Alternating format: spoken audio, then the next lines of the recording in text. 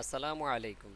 প্রিয় শিক্ষার্থী বন্ধুরা, এই ক্লাসে আমরা দেখব কিভাবে এমএস ওয়ার্ড 2007 যে প্রোগ্রামটি রয়েছে এই প্রোগ্রামটিতে বিভিন্ন শেপ তৈরি করা যায়।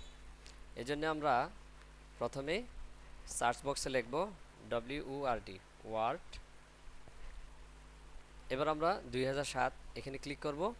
তো এখান থেকে আমরা ইনসার্টে ক্লিক করব। তো ইনসার্টে ক্লিক করলে আমরা ইলাস্ট্রেশন নামে একটি অপশন পাবো। এখান থেকে আমরা এই যে শেপে যাব, শেপ থেকে আমরা যে কোনো একটি ডিজাইন সিলেক্ট করব। তার আগে আমি বলি এখানে অনেকগুলি অপশন রয়েছে, যেমন রিসেন্টলি ইউজড শেপ, যে শেপগুলো আমরা রিসেন্টলি ইউজ করেছি তা এখানে আছে। এছাড়া বিভিন্ন লাইন, অর্থাৎ এখানে লাইনস রয়েছে বিভিন্ন ডিজাইনের। এটি নিলে প্লেন লাইন তৈরি হবে, এটি হচ্ছে এরো আকারে তৈরি হবে, এটা ডাবল এরো আকারে হবে, বিভিন্ন রকমের লাইন এখানে রয়েছে। এছাড়াও এখানে আছে বেসিক শেপস, এখানে অনেকগুলো শেপ রয়েছে। তারপরে রয়েছে ব্লক এরো, তারপরে আছে ফ্লো চার্ট, এছাড়া এখানে আছে কলাপস, এখানে আছে স্টার অ্যান্ড ব্যানার। তো আমরা যদি প্রথমে একটি লাইন ড্র করতে চাই তাহলে আমরা লাইনে ক্লিক করব। তারপর এই শিপ ধরে আমরা এরকম একটি লাইন ড্র করব। তো এভাবে কিন্তু লাইন ড্র করা যায়।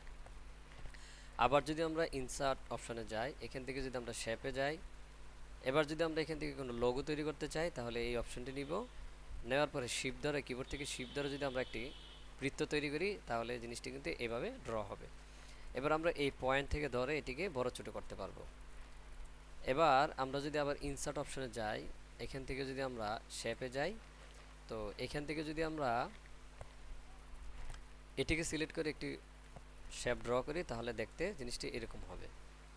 আবার যদি আমরা ইনসার্টে যাই, শেপে যাই, এখান থেকে যদি আমরা এই ডিজাইনটিকে সিলেক্ট করে একটি ডিজাইন তৈরি করি তাহলে ডিজাইনটিকে দেখতে এভাবে দেখা যাবে। এবার যদি আমরা ইনসার্ট থেকে শেপে যাই, শেপে যাওয়ার পরে কলাপস থেকে যদি একটি কলাপস নেই তাহলে এইভাবে আমরা দেখতে দেখতে অনেক সময় বিভিন্ন পত্রিকায় দেখে থাকি যে কার্টুন কিংবা মানুষের কথা বোঝানোর জন্য এই কলাপগুলো ব্যবহার করে। তো এখন আমি চাইলে এখানে লিখতে পারি। এছাড়াও আমরা যদি কোনো স্টার তৈরি করতে চাই, ইনসার্ট, তারপরে শেপ, তারপর আমরা স্টারে গেলাম, স্টারে গিয়ে একটি স্টার তৈরি করলাম, তাহলে কিন্তু আমাদের এখানে একটি স্টার তৈরি হলো। এছাড়াও আমরা যদি ইনসার্টে যাই, শেপে যাই, যদি আমরা এখান থেকে একটি ব্যানার তৈরি করি তাহলে কিন্তু এই ধরনের একটি ব্যানার তৈরি হবে।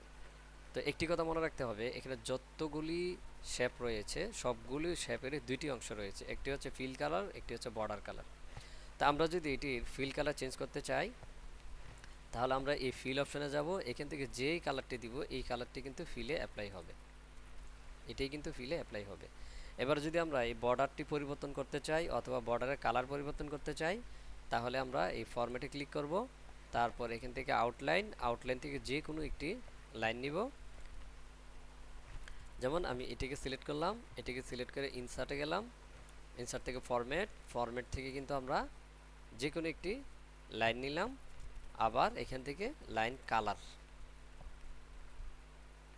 এখান থেকে আমরা যেই কালারটি দিচ্ছি এই কালারটি কিন্তু অ্যাপ্লাই হচ্ছে। এবার আমরা যদি এই শেপটিকে সিলেক্ট করি, এখান থেকে যদি আমরা এটির বর্ডারটিকে একটু মোটা করি, তারপর বর্ডারে একটি কালার অ্যাপ্লাই করি, আবার ফিলের যদি একটি কালার অ্যাপ্লাই করি তাহলে এটিকে দেখতে এইভাবে দেখা যাবে। এবার যদি আমরা এই শেপটিকে সিলেক্ট করি, এখানে যদি আমরা এই কালারটি অ্যাপ্লাই করি এবং এখানে যদি আমরা অ্যাড টু টেক্সট দিয়ে কোনো কিছু লিখতে চাই তাহলে কিন্তু এখানে লিখতে পারবো। তো আজকে এই পর্যন্তই, পরবর্তী ক্লাসে ইনশাআল্লাহ আরও নতুন কিছু নিয়ে হাজির হব। আসসালামু আলাইকুম।